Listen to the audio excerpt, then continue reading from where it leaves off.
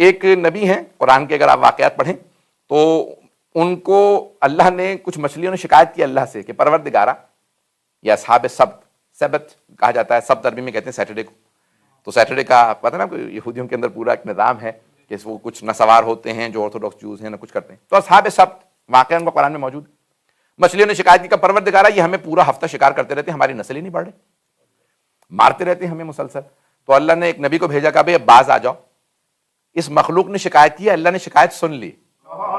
اللہ اکبر، جانوروں تک کی جو شکایت کو سنے اسے اللہ کہا جاتا ہے۔ دنیاوی بادشاہوں میں اور خالق کائنات میں بڑا فرق ہے، اور جو اس کے نمائندے ہوتے ہیں ان میں بھی وہی صفات ہوتی ہیں جو اللہ کے نمائندوں میں ہونی چاہیے۔ نہیں پہنچا سکا۔ ویسے جانے کی رامی، یہ دنیاوی بادشاہوں کو پتہ نہیں چلتا چونٹیاں کیا کہہ رہی ہیں، یہ دنیا کے بادشاہوں کو پتہ نہیں چلتا کہ یہ ہرنی کیا کہہ رہی ہے۔ اس کے لیے کبھی سلیمان کی ضرورت ہے، کبھی رضا کی ضرورت ہے، کبھی علی کی ضرورت ہے۔ توجہ فرمائی ہے نہیں؟ کبھی یہ رسول خدا سے اگر کوئی اونٹنی کہے تو وہ سنیں گے، کبھی کوئی سواری کہے تو وہ سنیں گے۔ عزیزان گرامی، تو اب وہ کان چاہیے جو جانوروں کی باتوں کو سن لیں، سمجھ لیں۔ تو عزیزان گرامی، میں دوبارہ پیش کروں کہ وہ اصحاب سب کا سب اشارہ کر رہا ہوں، آگے بڑھوں گا، کہ انہوں نے شکایت کی پروردگارا یہ مسلسل شکار کرتے ہیں۔ نبی نے آ کے تحدید کیا، وارننگ دی، کہ بھئی ایک دن ان کو دے دو، ان کا تم شکار نہیں کرو گے۔ تو انہوں نے کہا ٹھیک ہے۔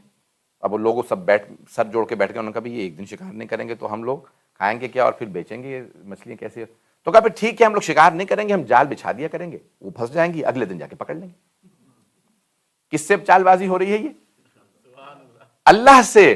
پتہ نہیں لوگ ہیں یا نہیں، یہ چال بازی لوگ اللہ سے کر رہے ہیں۔ انہوں نے وہاں پہ فوراً جو ہے جال بچھا دیے، مچھلیاں پھنس گئیں۔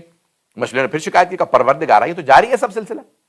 اللہ نے پھر دوبارہ نبی سے کہا اپنے کہ بھئی یہ لوگ شکار کر رہے ہیں، جا کے ان کو تحدید کرو، ان کو وارننگ دو۔ انہوں نے کہا کہ تم لوگ ایسے کرتے ہو، باز آ جاؤ۔ تو اب اللہ نے اس پہ عذاب بھیج، پتہ نہیں لوگ ہیں یا نہیں۔ اصحاب رس کا دیکھ لیجئے، اتنے واقعات ہیں میں سنا سکتا ہوں قرآن کریم کے اندر، تو ایک ایک بات پہ امتوں پہ عذاب آ گئے، ایک ایک گناہ پہ امتوں پہ عذاب آئے۔ انہوں نے وزن صحیح نہیں تولا، انہوں نے مچھلیوں کا شکار غلط کیا، اصحاب رس کو بندر بنا دیا گیا، کسی کو کچھ بنا مست کر دیا گیا، ان کے کانوں کے پردے پھٹ گئے، ان کو چیخ بلند ہوئی، بھئی مختلف طریقوں سے مرتے چلے گئے، عذاب آتے گئے۔ وہ تمام گناہ جو اللہ نے قرآن میں گنوائے ہیں، وہ سارے اور ان سے بھی زیادہ گناہ امت محمدی میں ہیں۔ نہیں ہے لوگ، وہ تمام گناہ اور اس سے بھی زیادہ ہم لوگ کر رہے ہیں، مسلمان کر رہے ہیں، یہ امت محمدی میں ہو رہے ہیں، لیکن عذاب نہیں آ رہا۔ جانتے ہیں کیوں؟ کیونکہ سورہ انفال میں ایک آیت ہے، جناب امیر نے نہج البلاغہ پہ اس آیت پہ خطبہ دیا ہے، نہج البلاغہ میں موجود ہے۔ میں آیت کو جلدی سے صرف پیش کر کے ترجمہ کر دوں گا، اور اگر آپ پہنچ گئے تو آگے بڑھ جاؤں گا، نہیں تو پھر تھوڑی سی وضاحت کروں گا۔ تو اب یہ آیت ہے کہ وما کان اللہ یعذبہم وہم وانت فیہم، اے میرے حبیب آپ کا اللہ ان پہ کبھی عذاب نہیں کرے گا جبکہ آپ ان میں موجود ہیں۔ وما کان اللہ یعذبہم وانت فیہم، اے میرے حبیب اللہ ان پہ کبھی عذاب نازل نہیں کرے گا جبکہ آپ، اے میرے حبیب آپ ان میں موجود ہیں۔ تو عذاب چل رہا ہے رسول خدا کی وجہ سے۔ وما کان اللہ یعذبہم وہم یستغفرون، اور اللہ ان پہ عذاب نازل نہیں کرے گا جبکہ یہ استغفار کر رہے ہیں۔ کچھ لوگ تو پہنچ گئے۔ نہج البلاغہ میں مولا کا خطبہ ہے، فرماتے ہیں دو چیزیں اللہ نے گنوائی ہیں قرآن کریم میں جن سے عذاب ٹلتے ہیں۔ پہلی چیز وجود رسول خدا، دوسری استغفار، کہ اللہ نے اپنے حبیب کو تمہارے درمیان سے اٹھا لیا، بس اب ایک ہی چیز باقی ہے، وہ ہے استغفار۔ استغفار کرو گے تو عذاب ٹلے گا۔ ہم نے گناہ کیا، ہم استغفار کر رہے ہیں، تو ہمارے استغفار سے تو کبھی بھی عذاب نہیں ٹلے گا۔ اس کا مطلب ہے کوئی ایک ایسا ہے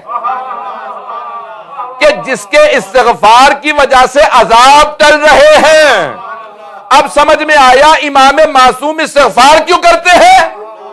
عزیزان گرامی، آپ نے غور فرمایا یہ امام معصوم کی استغفار ہے جو عذاب الہی کو ٹال رہی ہے۔ چلیں گے کچھ دینا بھی میرے ساتھ؟ عزیزان گرامی، کوئی ایک ایسی ہستی ہے جن کی استغفار عذاب کو ٹال رہی ہے۔